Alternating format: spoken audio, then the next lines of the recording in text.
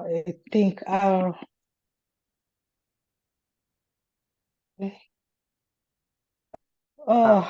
forgotten the full name, but I know it's like a quality control government body that ensures that everyone follows the right protocol in care.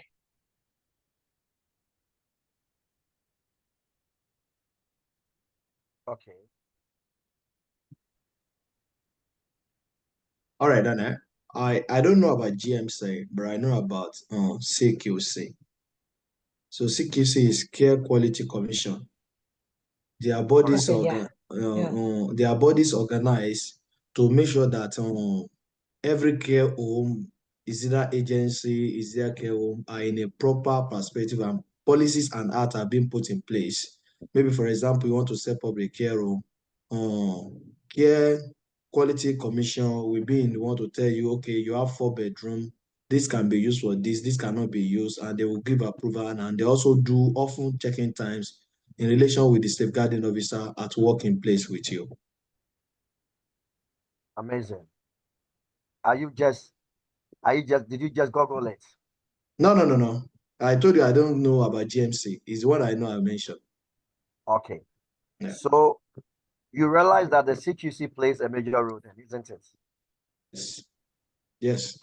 So CQC can, in effect, advise for your care home to be shut down. Do you agree? Yes. Team, do you all agree? Yes. Good. Just 1 minute. I don't know what's happening. Can you see the screen anyway? Yes. Yes, I can. Okay, from my side, just 1 minute.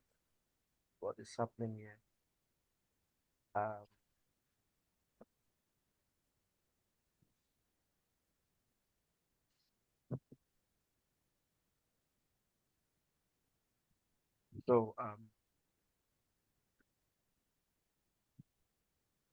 Okay, so it's better now.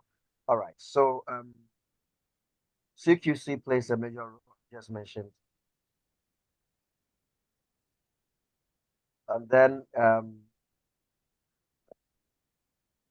we also agree that CQC, one of their core function is that when you establish a company, the GMC, I'll explain to you further. CQC, when you establish a care company or a care agency, any other, CQC is the organization that seeks to approve of you before you can practice. So, and they are the ones who can advise also. So what they do is that they do what we call a regular inspection yearly. And when they come, so if you go online, you normally see care homes, supported living facilities, even the hospitals. You normally see something like a good rating, you see them, or excellent rating, or bad rating. Okay. Yes. This tells you that the hospital or the care home or supported living facility, they are performing their standards very well. That is meeting the CQC requirement. If they come for inspection and your organization is not performing well, then they have the right to give some time to do the right thing or to shut you down.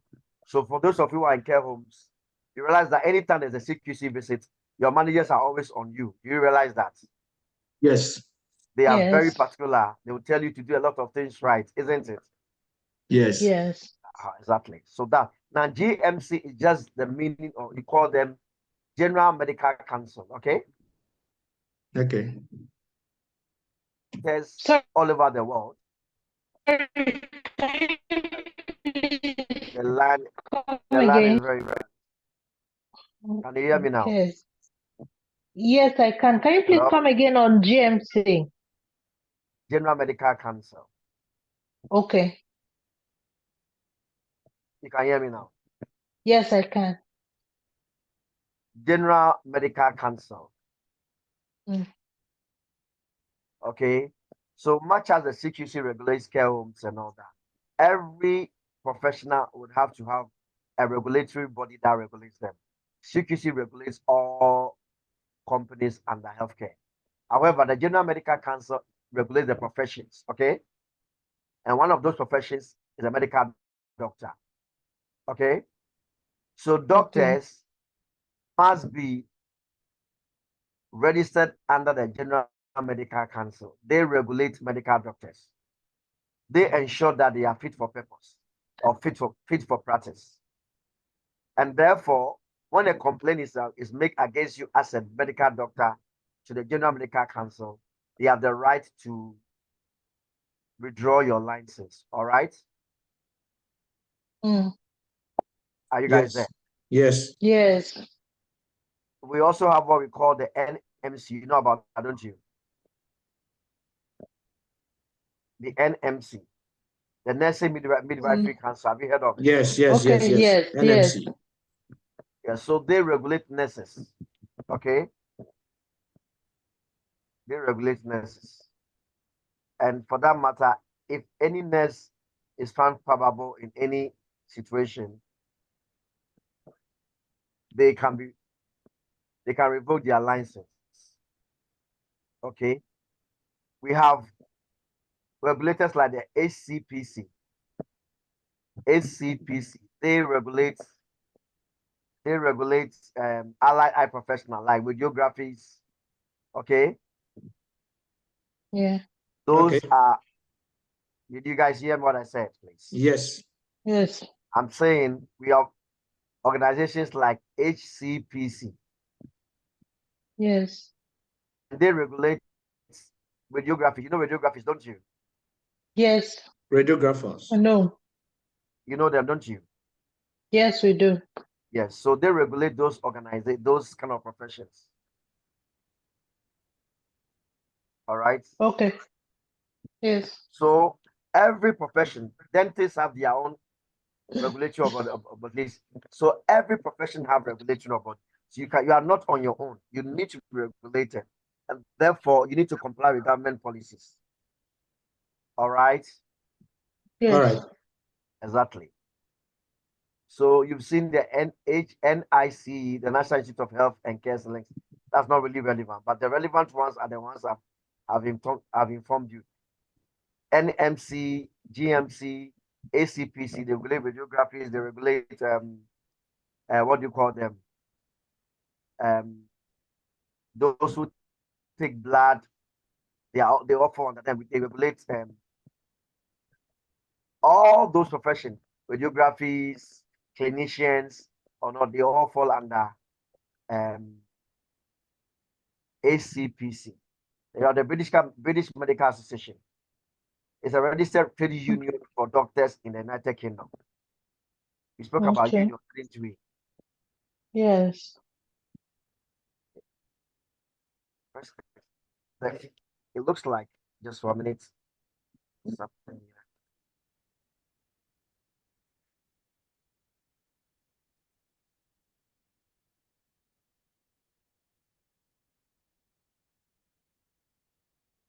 Now,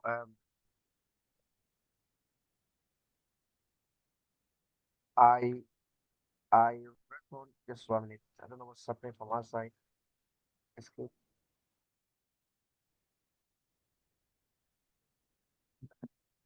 Okay, so let's go down. Are we on track? Let's go down. What's happening here? So we could also look into, guys, 1 minute. What's happening? 1 minute.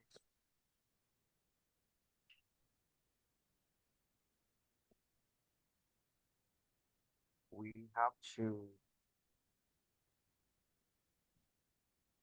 I'm sure is the screen showing on your side.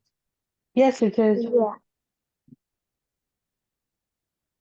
Now, on my side, so we have, okay, so let's,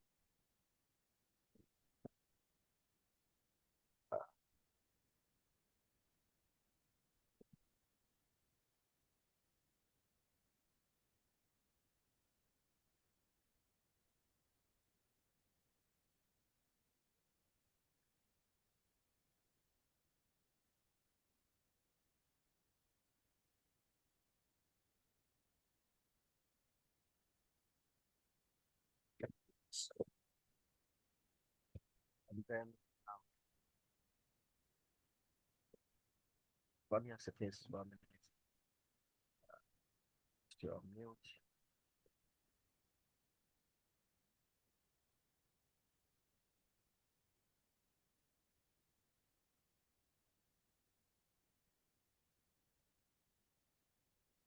Okay, very good. Nice work again. Guys, sorry for a little problems that we're having. So then we can look into analysis. So we mentioned GMC. And what did I say, GMC? What's the meaning of it, please? Yeah, General Medical Council. Okay. Jesse, are you with us? Yes. Good. And I say, what do they do? GMC, what do they do? They're What's a their function? regulatory body. For which kinds of profession? Is it for care homes? No, not for care home. Oh no, that was the CQC. Thank you. Reporter living, they regulate every healthcare, all hospitals, anything healthcare, CQC regulates. You know what I mean, Jesse? Yeah.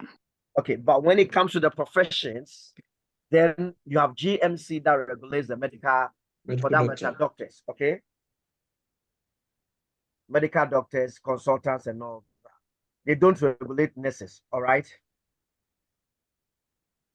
Then when we talk about nurses, which regulators regulate nurses? NMC. The NMC, correct, well done. That NMC, what's the full name of NMC? What's the full name of NMC? Nurses and Midwifery Council. Correct. Nurses and Midwifery Council. Are you jotting up some notes? Nurses Yes. and Midwifery Council.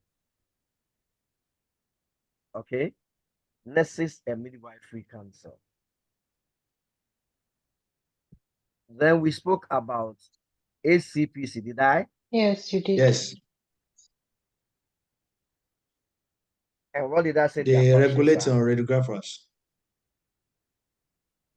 Not only radiographers, not only them. I say allied health professionals, okay? Okay. They regulate, and the full name is Health and Care Professionals Council, okay? Health and Care Professional Council.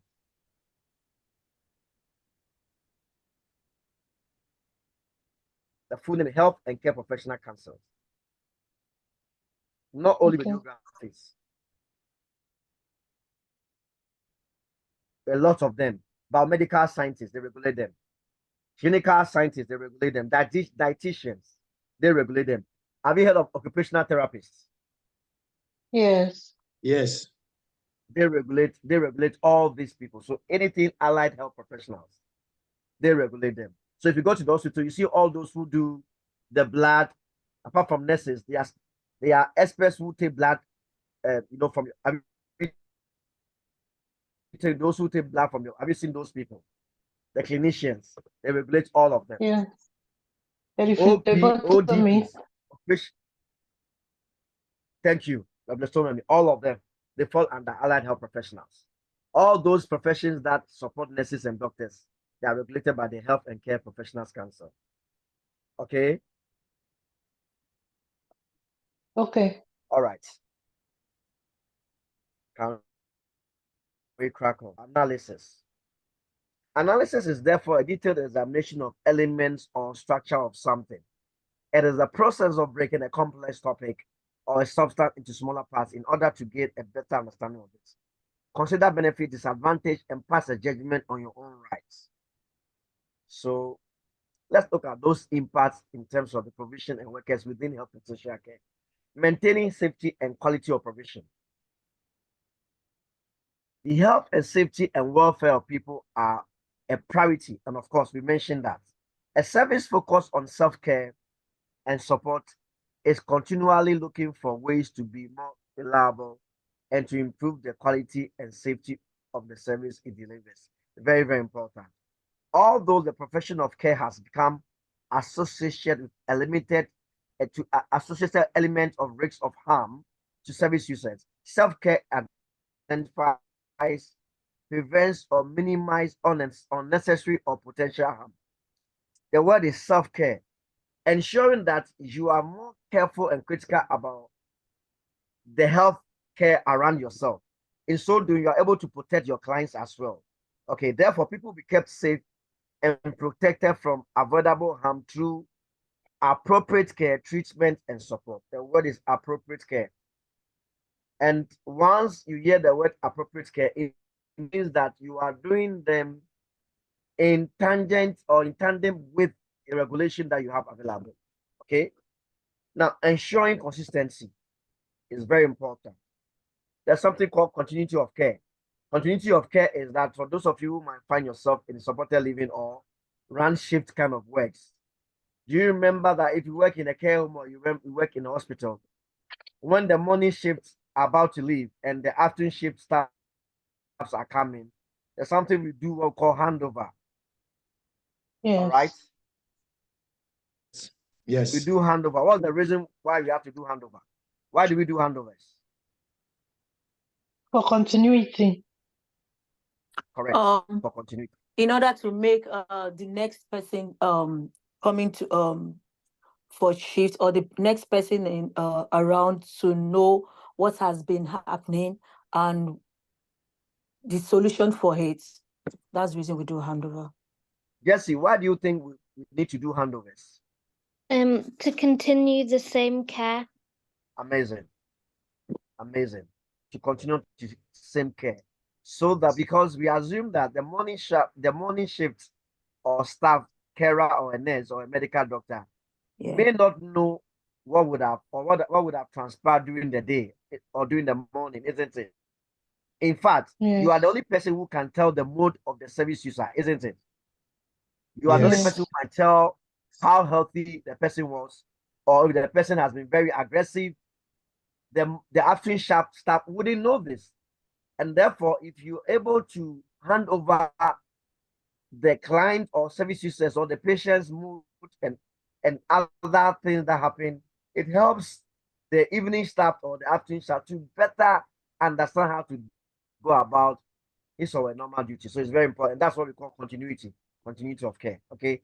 Consistency of care means low variability in care for shift day to day. And I won't go further. That's the meaning of that. Okay. And then variability is the lack of consistency or fixed pattern liability to vary or change. Variable. Okay.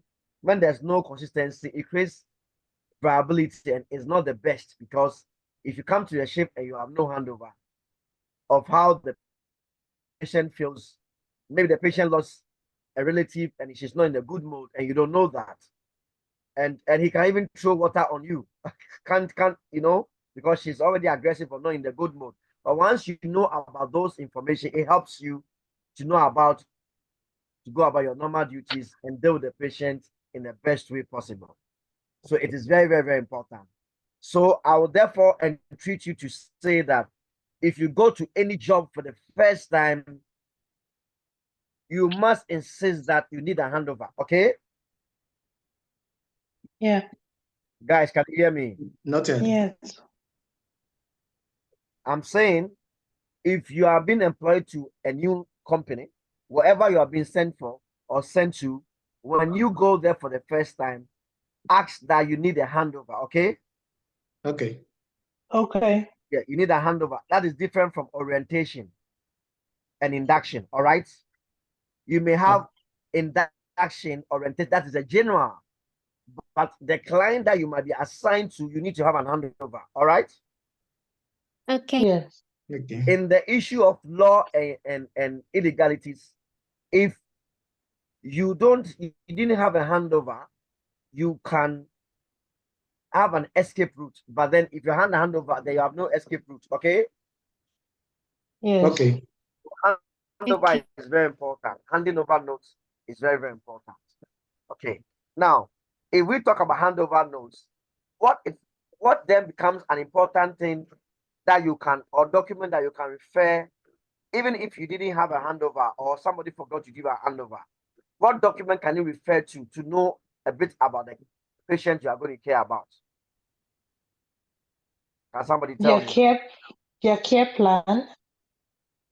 A care plan. Who said that? Who said that? Was it Elisha? It's Shasimi. Yes. Well done. Well done. Okay. And why the care plan? It states everything about the service user, their likes, their dislikes, what they're to eat and what not to eat, and what can make them anxious, so you can avoid it. And it states everything about them. Perfect. Spot on. Jesse, do you agree? Yes, I agree. All right. So the care plan, in the event where you have gone to work in a new place, your first time, and for whatever reasons you didn't have a handover notes, but there's something you can resort to that would help you, and that is a care plan. Because the care plan consists of everything about the patient or the service user. It has the patient's dislike and likes. It has our patient's ailments. Almost everything is relativeness of kin, who to call, especially if you are doing a living care, which you are alone with the patient, there's nobody there, and you are working alone with the patient, and you don't know what to do in the absence of a handover note. When you go into the care home, you might see who, if you go on the care plan, you might see who to contact, the nurse of kin, how to feed the patient, what to do, what not to do, what music the patient, you everything about that, you can see them. So it's a very important company or document that you need to ask and read about. Very important. Now let's crack on. Further, I will say that the healthcare professionals have a duty of care up to date with and adhere to relevant legislation, case law, national and local policies relating to information and record keeping, and NMC 2009. Very, very important. You need to, the care plans, handover notes, any piece of information that you need to get them and make sure you are well abreast of it. Handwriting must be legible and written in blank ink. To enable eligible photocopying or scanning of document is required. When you are writing, when you are leaving a note, also it needs to be legible so that your next person can see. Records must be accurate and written in such a way that the meaning is very, very clear. Okay. Records must demonstrate a full account of the assessment made and the care plan provided and actions taken, including information shared with other health professionals. Now, there's something we call risk assessment. How many of you know of it? Yes. I know about it. Okay. So in risk assessment, it goes in line with the care plan.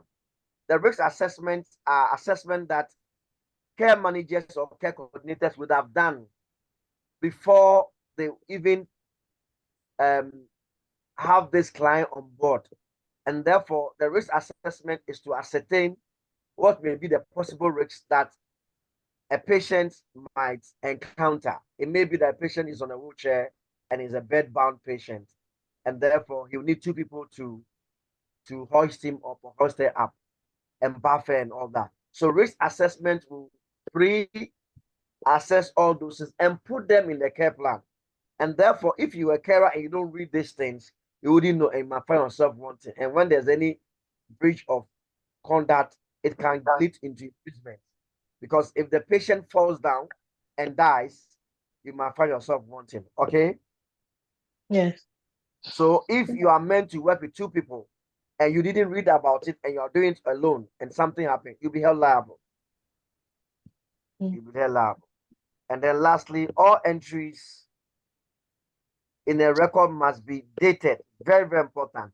When you're writing your handover notes or you're writing into your daily activity book, in most care homes, they may have what we call daily activity or daily routines. Where, how many of you know about that? Where you write all the daily activities, even the hospital, they do that. How many of you work in the hospital?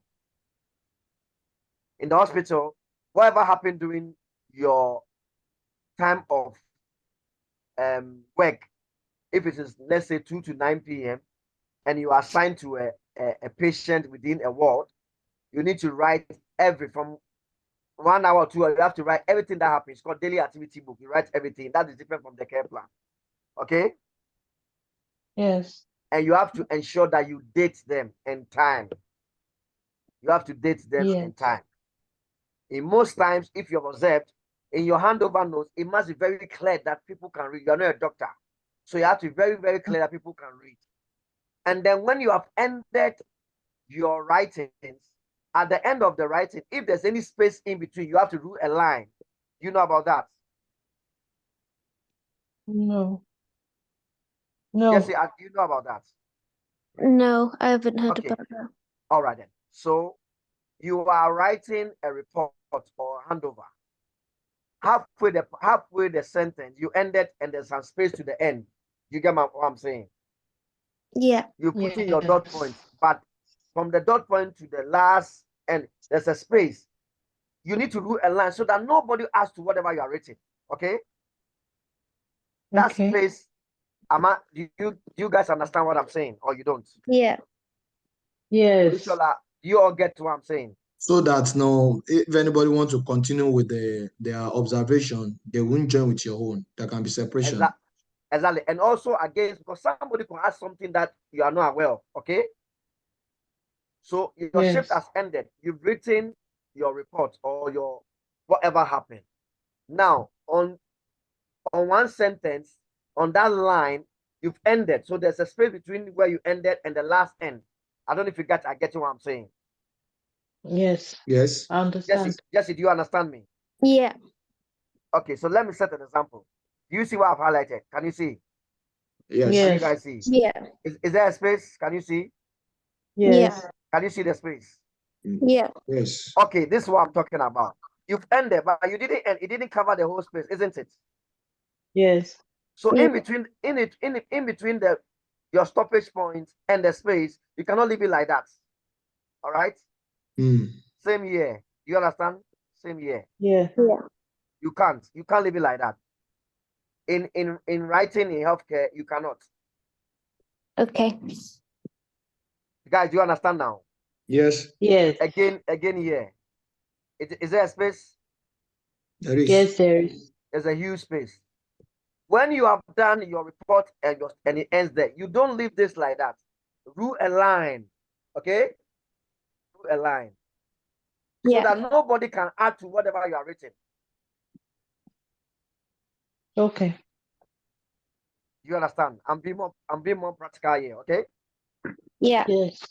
Okay, so this is a piece of advice. Rule a line, because if anybody wants to frame something against you, they can add something to it. Can they or not? They can. Jesse, can they add something to it or not? What did you say, sorry? Can someone add to what you've written if you leave this space behind? Yeah. So Jesse, I'll repeat myself. If you leave a space, you've ended your report, and that's your full stop, isn't it? Yes. Okay. Should you leave this space unwritten? Can somebody add something to it? No, you should add a line. Thank you. Why? What are the reasons? So they know where you finished. And also, someone can add to what you've written. You know, yes or no? Yes. Yes. Good. Because you didn't rule a line, if anybody wants to frame something against you, okay, they can add to what you've written. Yes. And that is why in healthcare, when you've ended your full stop, rule a line, okay, so that nobody can write to it. All right? Yes. This is not your lecture notes. This is a practical advice, okay? Yes. Okay. Good. Okay. Now, let's go into the Department of Health purpose and what they seek to do. So the Department of Health purpose is to help people live a better, longer life. Now, the DOH lead, shape and fund health and care in England, making sure people have the support, care, and treatment they need with the compassion, respect, and dignity they deserve. Okay, so the Department of Health its main purpose is to ensure that people live well, treated very well, so they can live longer. Okay. Now, What are the aims and purposes of the legislation and guidance? The main purposes of regulations and guidance, so we do the right thing, is to help reduce health inequalities, to address equal opportunities for every service user and the clinician himself or the staff, to ensure provision is being delivered safely, to safeguard service users and clinicians from harm, to set a guidance on how services are delivered and what can be delivered, okay? To ensure codes of conduct are adhered to, and to set guidance on procedures for all staff. Very important that you know of. Guidance and procedures for all staff to comply and to ensure that we have fit for practices. Okay. Now, why is health and safety compliance so important? Why are they important? One, it is helpful to remember that health and safety compliances directly impacts the ability to achieve almost all other key objectives. One, for improving staff retention, okay? And when we say staff retention, it's for your own good, so that trainings and guidance would help you so you can keep your job and also become abreast and improve on your job quality and delivery of care in your care home or with your employer. So it's very important. It also enhances productivity. Of course, if every staff is adhering to the compliances and regulations within the healthcare, health and safety, medications. In medication, you are being informed that once you give a medicine to a patient, what do? You have to record them, isn't it? Yes. Yeah. So, now, in recording, what do we call the form you have to? It's called mark sheets, okay? Yes. Medical report, medical assessment report, MAR, mark sheet. So for those of you who are going to work with service users, especially those in services supported living, you'd always give medication. You need to be trained to be able to administer medication. There's a training you have to do called medication administration. Okay, so it's not only nurses that can give medicine. You can also give medicine, but you have a limit of kind of medicine you can give. The nurses give what we call controlled drugs, which they do the normal medication and can also give controlled drugs. Those drugs, they normally keep them in the fridge. Have you seen that? Yeah. Yes. In the fridge. Those ones you are not allowed as a carer to give. It's called controlled drugs.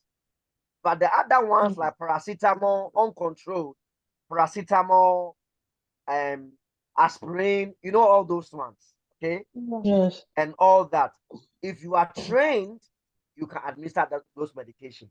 But once you give them, whether morning, whether afternoon, whether evening, you have to ensure you record them, okay? Yeah. You have to record them. Are we good? Yeah. Yes. Good.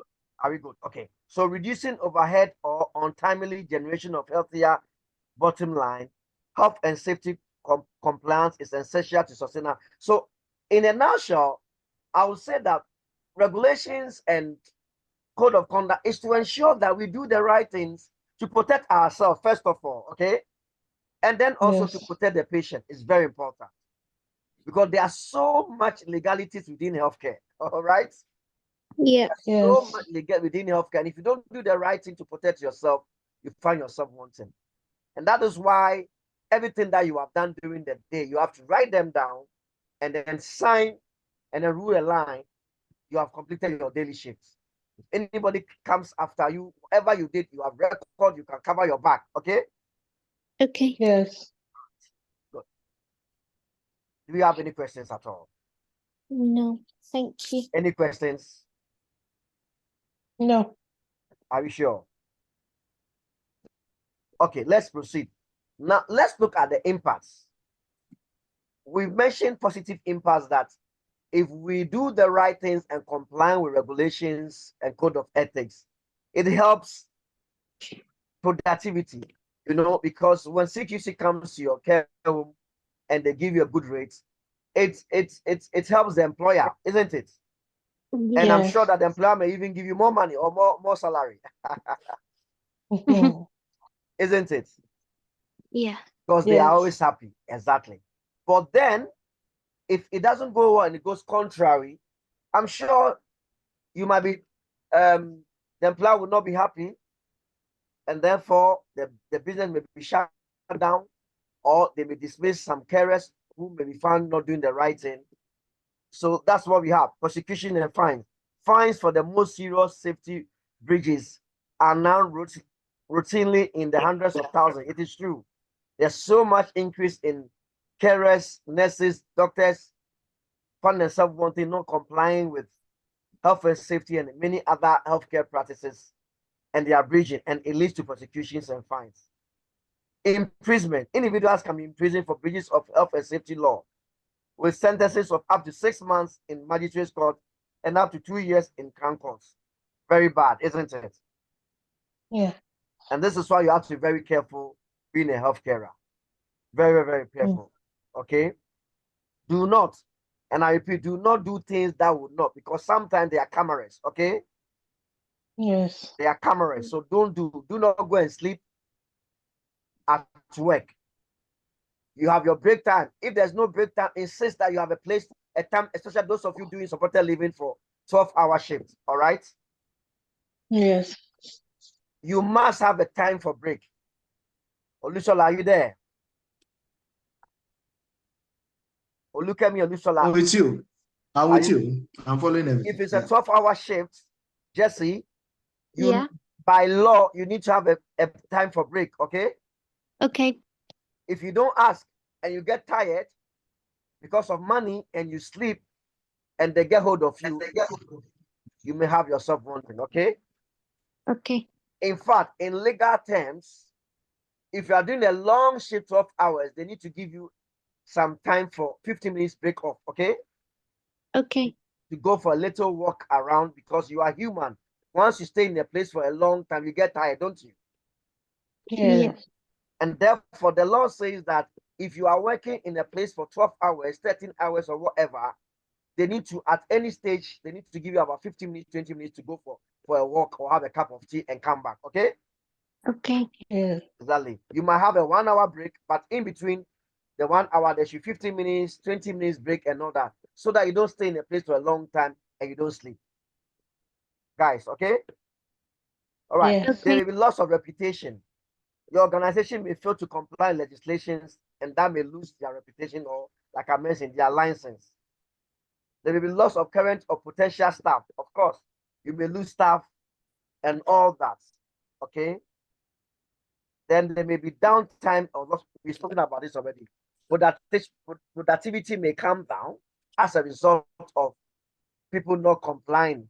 If imagine 3 people are working, 1 person is complying, others are not complying, it affects the workload, it affects the work productivity, and therefore all staff must comply so that there's smooth working environment and things become easier. If one staff is the one doing all the things, it's going to get tired. It's not going to help productivity. So it's a teamwork. It's a teamwork. Okay. You ensure Okay. you remind each other. You ensure that if you have anything against your colleague, what do? Do you draw your colleague's attention first, or do you report to your manager? What do you do? Go to your manager. No, Jessica, wrong. Oh. Jesse, the first is to raise with your colleague first. Okay. Oh, I thought you meant other colleagues. Oh no, I mean your working colleague. Oh. Imagine maybe you are doing a night shift and the 2 of you are assigned for a patient. Okay? Oh, right. I thought you meant speak to your other colleagues about one colleague. Oh, okay, I understand you now. So if you are working together in a ward and the 2 of you are assigned for a patient, or you're working together, and your other colleague is not behaving well, not doing the right thing, funny behaviors and all that, what do? Speak to the colleague. You speak to the colleague. You raise your concern with him. You say, look, we are here to work. We didn't come here to play. Let's do you know what I mean? Let's do the right thing. Let's ensure we don't do anything that will endanger the patient. Okay? And then if the colleague is continuing misbehaving and is not doing the right, then you can inform your manager, okay? Or your supervisor. That's how it works. All right? Yes. And the health and safety executive. The Health and Safety Executive, what we call the HSE, is a UK government agency responsible for the encouragement, regulation, enforcement of workplace health and safety, and welfare for research into occupational risk in Great Britain. Do you normally see this sign? So when there is a huge safety concern in the care home, or this is organization that normally steps in. We call them the HSE. Okay. Okay. Just 1 minute. Looks like 1 minute.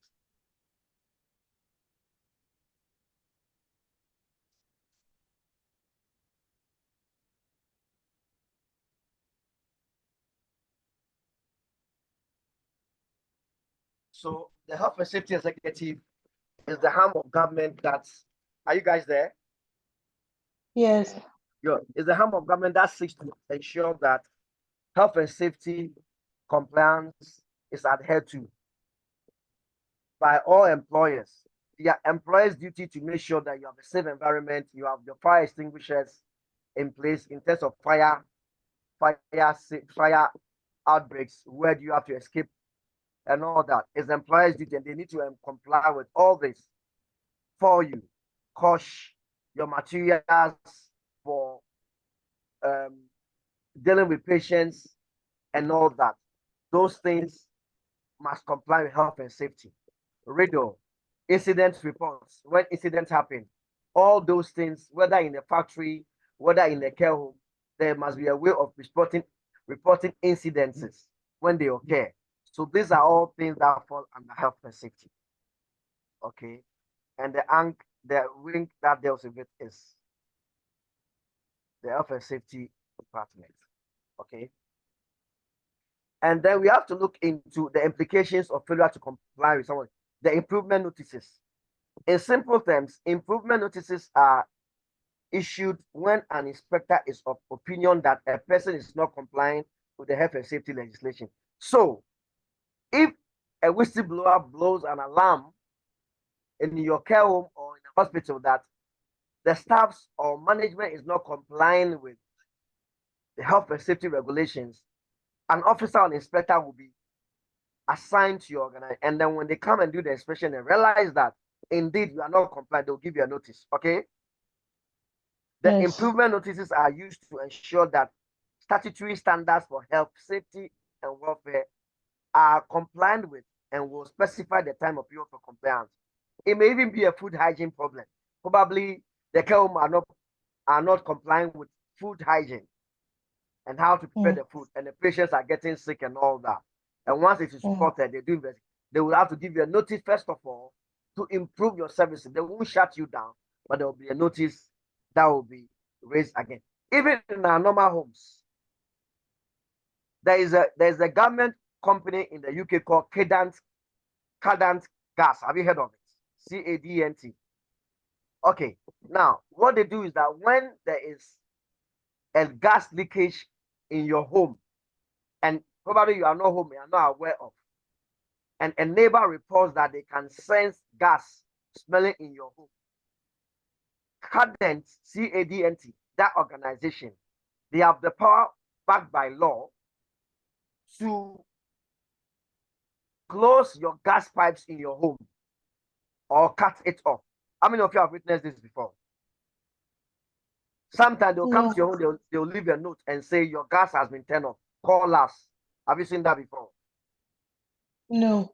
No. Jesse, are you aware of that? Okay, so when there is a concern of a gas leakage in your home, your gas pipes can be turned off, and those organizations have the power to turn your gas down until you've got an engineer, gas engineer, to certify the issue and correct it.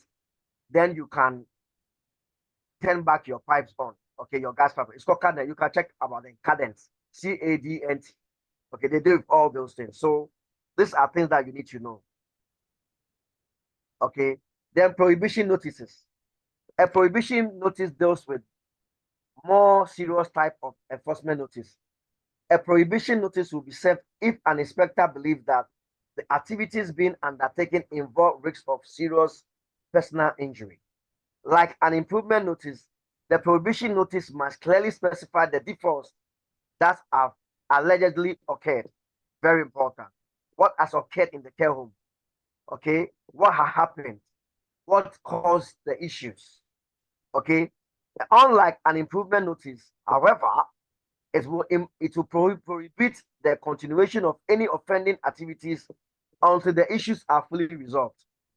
Okay, until the issues are. So I did mention that current care is not an healthcare, but it's a government institution in the UK that deal with gas leakages and all that. And when somebody reports your house to them, they have the right to prohibit even you going to the home for health and safety purposes until the issue is solved.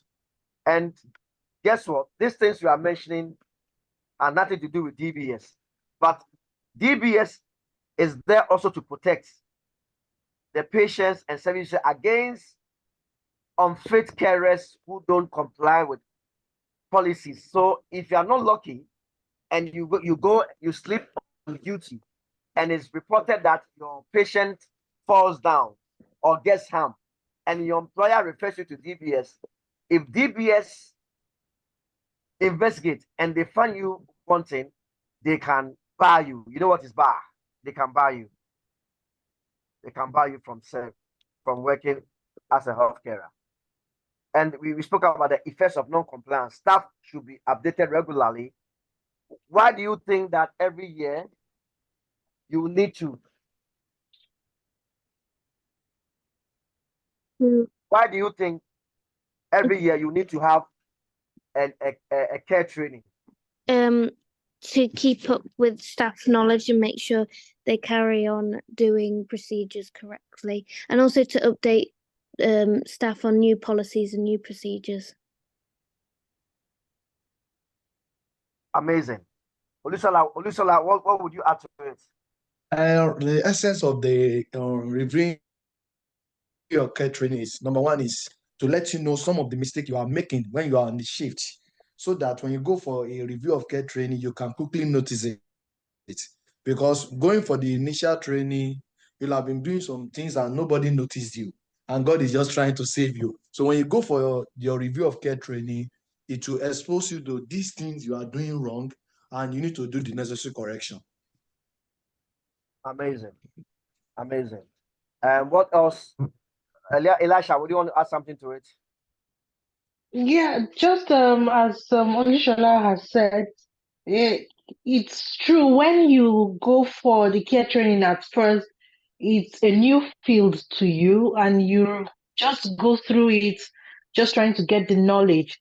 But once you have worked in an environment and you go through the training again, it refreshes your memory and you understand it better, and you'll be able to improve on the aspects where you have been getting it wrong. Would you also agree with me that over time regulation change as well? So it is important that you get yourself abreast with the new changes. Yes. Isn't it? Yes. Yes. So it is important that you have it yearly, because over time there may be new laws and new regulations and all that. Okay, now, how many of you know the meaning of GDPR? No, I haven't heard of that. GDP, do you know about it? No. Olushola, have you heard of it? Lash, have you heard of it before? I just know I normally see every time, even in my documents. You normally Yes, see, but you never ask. seen it. No. So the GDPR was introduced about three years ago. Now, it is the full meaning of GDPR is related to data protection. Okay. Yes. Data Okay. protection.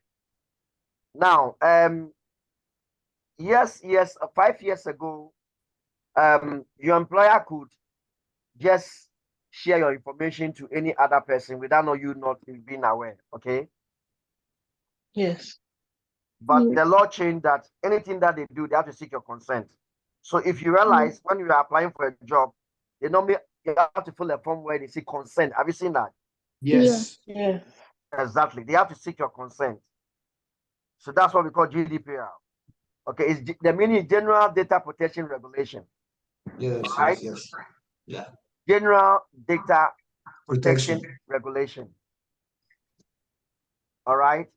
Now, it's a Okay. regulation that protects your privacy and security of a personal data, because if you apply for a job, you give your employer all your passports, everything, isn't it? Yes. Yeah. Your BRP, everything you pass on to them. And so it is important that they cannot share your information, your data with any others, normally in terms of reference. Okay. Okay. And therefore, you need to have a data protection available, and you have to give them your consent before. All right. All right. And it came in force in May 25th May 2018.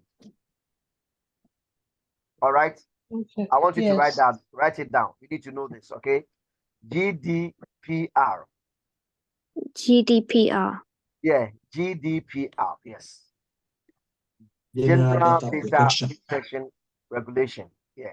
It's a law that protects against privacy, against you, the staff, which is different from confidentiality, okay? Yes. Confidentiality deals more with the patients, isn't it? Yeah. Yes. But the GDPR deals more of you, the staff, because you have information that you applied when you're applying for a job, your passport, your age, who you are, your sexuality. You get my point? Yes. Yes. And all this information is their personal information that must be secured. And therefore, if your employer would have to do anything and share those information, or somebody writes to the employer and they need something about you, they have to be consented. All right? All right. Yes. All right. Good. Have we had a good lectures today? Yes. Yes. Yes. Okay. Have we?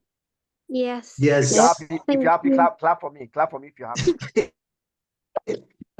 Jesse.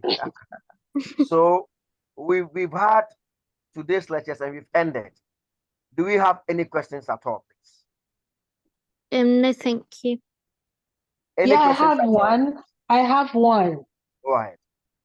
Yeah, in a situation where you are working as a waking night staff and you have to do a 12-hour shift or 13-hour shift and you are alone,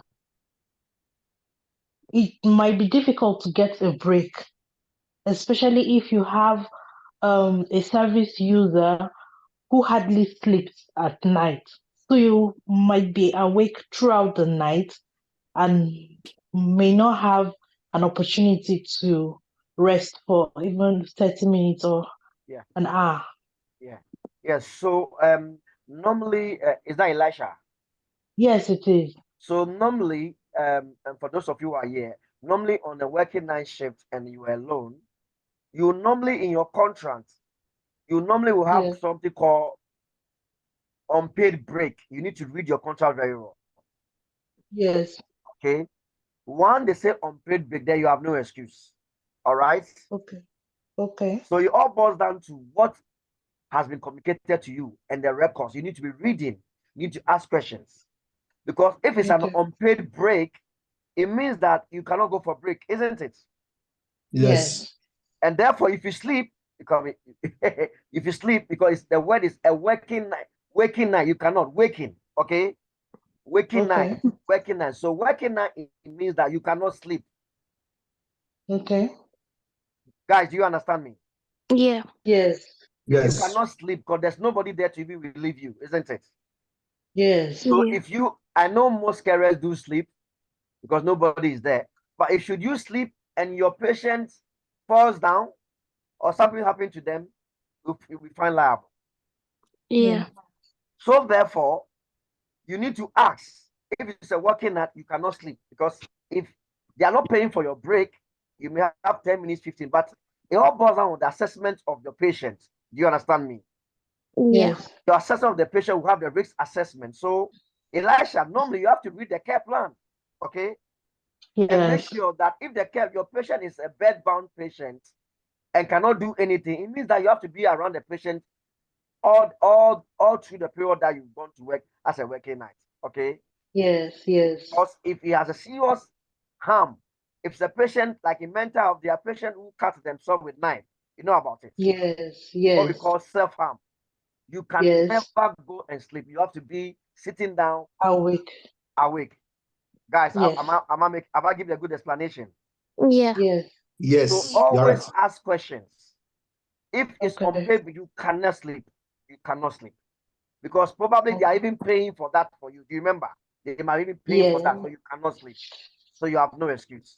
So if you know you are the type who loves sleeping, then don't sure you know the kind of work you go in for and the shifts. You can never do working now because you might be sleeping. Okay. True. Okay. Any other question? No. Any other question? No, thank you. Okay, so let's have a recap. Today we looked into sources and status of legislation, regulation, and guidance in your chosen country, the impact of legislation and guidance on the provision of health and social care provision, and on health and social care workers, the aims and purpose of legislation and the guidance, and then lastly, we have the implications of failure to comply. We spoke about going to prison, fines, and all that. Below it, we can have some reference which you can get from your model, your health standards framework, perspective of consistency, and many others that you can have on your model and references. If there's nothing much to be discussed and you have no further question for me, I grant you permission to leave and have a lovely weekend. Okay?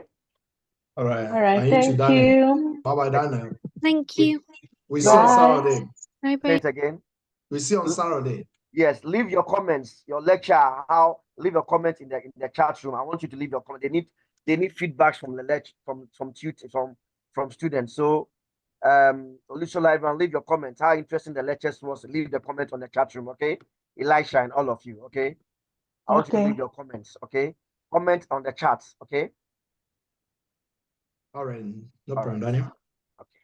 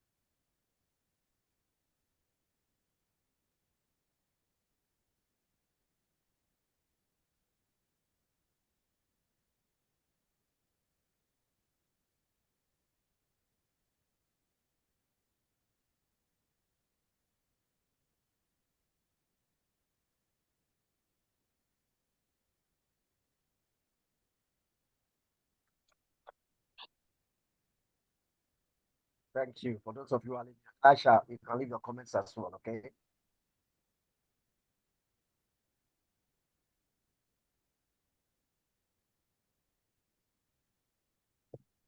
All right, Daniel. Bye-bye. You're welcome. You're welcome. Thank Yep. All right. you. Elisha, are you there? Yes, I'm there. You can leave your comments as well. Oh, you've done that. All Okay. right. Awesome. Okay. See you next week then. All right. Take care. All Bye. right. Take care.